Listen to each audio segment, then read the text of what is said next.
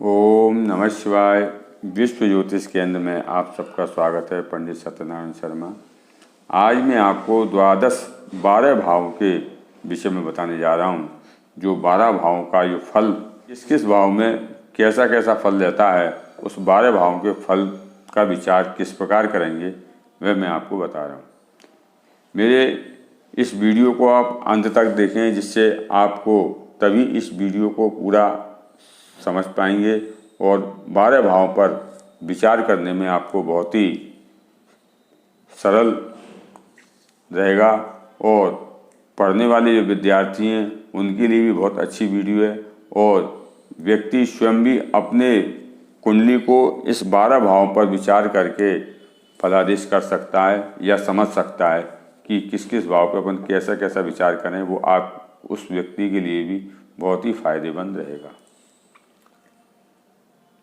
मेरे इस चैनल को सब्सक्राइब नहीं किया है, सब्सक्राइब करें, लाइक करें, शेयर करें, इससे अन्य व्यक्ति को इसका लाभ मिले। तो सबसे पहले मैं आपको बताता हूँ, ये प्रथम भाव है। इसको लग्न भी कहते हैं और तनुभाव भी कहते हैं। इसका शरीर पर विचार किया जाता है। इस और आकृति किस प्रकार रहेगी, बुद्धि के लक्षण कैसे रहेंगे, विवेक शक्ति कैसी रहेगी, स्मरण शक्ति कैसी रहेगी, सुख दुख का विचार, तेज का विचार, बल का विचार, जिज्ञासा, मस्तिष्क का और स्वभाव का विचार इस प्रथम भाव से किया जाता है। और दादी, स्त्री और दादा का भी विचार इस प्रथम भाव से किया जाता है। ये धन भाव है, द्वितीय भाव भी बोलते हैं, इसको धन भाव भी बोलते हैं। इसमें धन से संबंधित विचार किया जाता है, दाहिनी नेत्र का विचार भी किया जाता है, वाणी का भी विचार किया जाता है, कुटुंब का, पैतृक धन आपको मिलेगा या नहीं मिलेगा, और विपुल धन मतलब धन संपदा कैसी रहेगी, ये धन भाव से विचार किया जाता है द्वितीय भाव से। तृतीय भाव है जो पराक्रम का है, इसको पराक्रम भाव भी बोलते हैं और इसमें पराक्रम का विचार किया जाता है, बहन का, भाई का भी विचार किया जाता है और साहस शक्ति का भी विचार किया जाता है, धैर्य का भी विचार किया जाता है और बल का भी विचार किया जाता है, सुख और दुख का भी विचार किया जाता है और उद्योग आदि का भी विचार इससे किया जाता है। और रोग में दमा और खांसी का भी विचार इससे किया जाता है।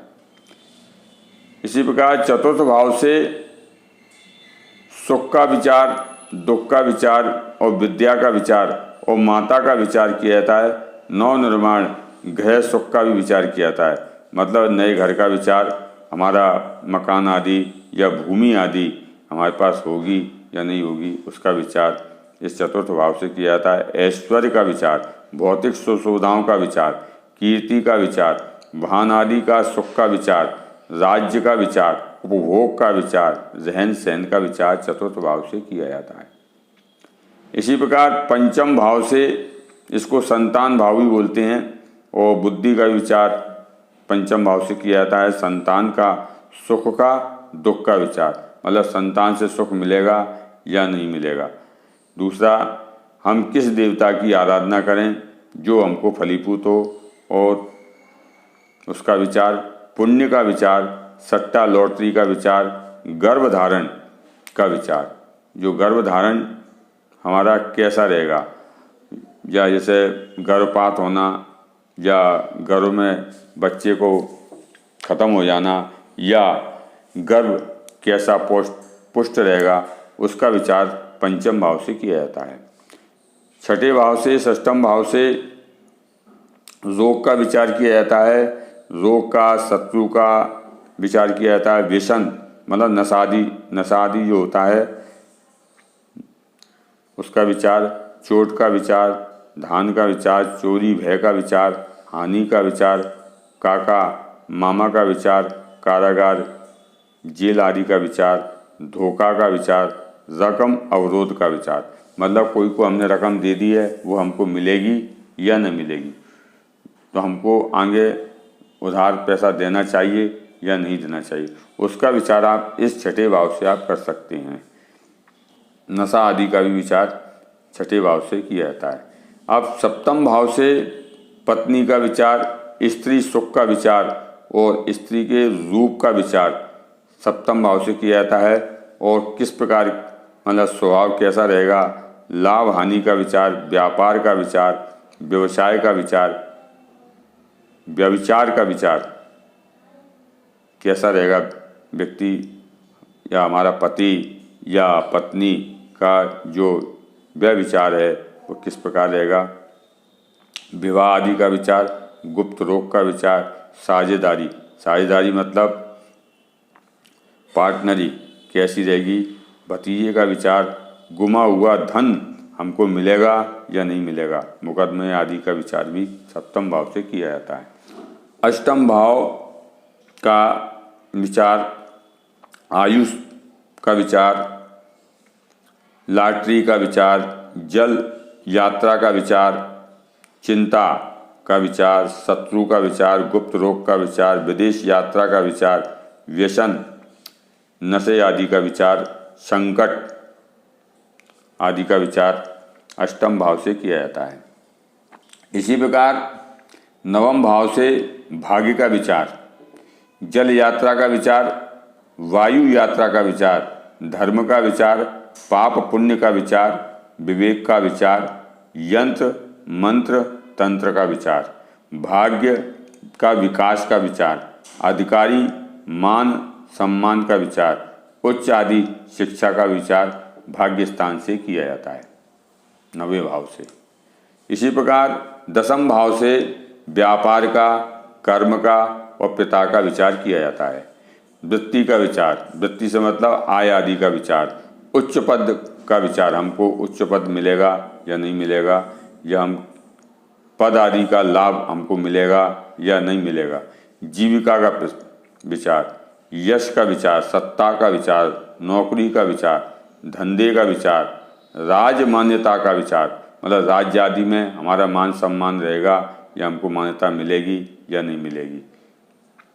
इसमें नेता आदि का भी विचार इसी से किया जाता है। वैभव का विचार, उपजीविका का विचार, हमारी जो जीविका है वो कैसी रहेगी उसका विचार हम दसम भाव से करेंगे। इसी प्रकार एकादश भाव से विचार अपन लाभ का विचार करते हैं, संपूर्ण धनागमन का विचार करते हैं, हमारा जो धन आगमन कैसे कैसे होगा या कैसा रहेगा उसका विचार हम एकादश भाव से करते हैं। लॉटरी का विचार, लाभ आदि का विचार, लॉटरी से हमको लाभ मिलेगा या नहीं मिलेगा आदि का विचार किया जाता है। मित्र का विचार, भाई का विचार, सुख का विचार, प्रॉपर्टी आदि का विचार, सुख मेल मिलान का विचार हमको, और अनायास धन का भी विचार इससे किया जाता है एकादश भाव से। इसी प्रकार द्वादश भाव से, इसको द्वादश भाव को व्यय स्थान भी बोलते हैं। इसमें वाम नेत्र का विचार किया जाता है, दूर की यात्रा का विचार किया जाता है, व्यसन मतलब नशा आदि का, जो नशा वगैरह करते हैं उनका विचार अपन कर सकते हैं, या दुराचरण मतलब खराब कार्य करना, कारावास जेल आदि का विचार, दंड का विचार, गुप्त शत्रुओं का विचार भी इसी से किया जाता है। इसी 12वें भाव का मैंने ये आगे और लिख दिया है जगह कम होने के कारण। अपव्यय मतलब किसी भी का अपन व्यय किया उसका अपव्यय होना, मतलब अनावश्यक खर्चा होना या अनावश्यक मानसिक खर्च होना। अपघात आदि का मतलब, अपघात आदि मतलब हमको किसी के द्वारा कोई घात हो सकता है या नहीं हो सकता उसका विचार।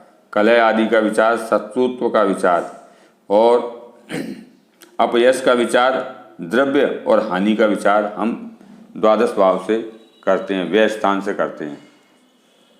तो ये मैंने आपको 12 भाव के अलग अलग भाव में किस किस चीज़ों पे अपन विचार करेंगे वो मैंने आपको बताया, क्योंकि 12 भाव होते हैं और 12 भाव में अलग अलग विषय पर अलग अलग अपन को विचार करना पड़ता है। तो ये वीडियो आपको भावों को समझने में और फलादेश करने में बहुत ही उपयोगी है। इससे व्यक्ति ज्योतिष का कार्य करने वालों के लिए भी लाभप्रद है, और जो कुंडली जो आम पब्लिक है, आम जनता है या जातक है या जातिका है, वो अपनी कुंडली को देखकर इस भाव पर विचार करके अच्छे या बुरे या खराब फल का एक अंदाज़ा लगा सकते हैं और ज्योतिष सीखने वाले को तो बहुत ही लाभप्रद है। तो जय जय श्री राम।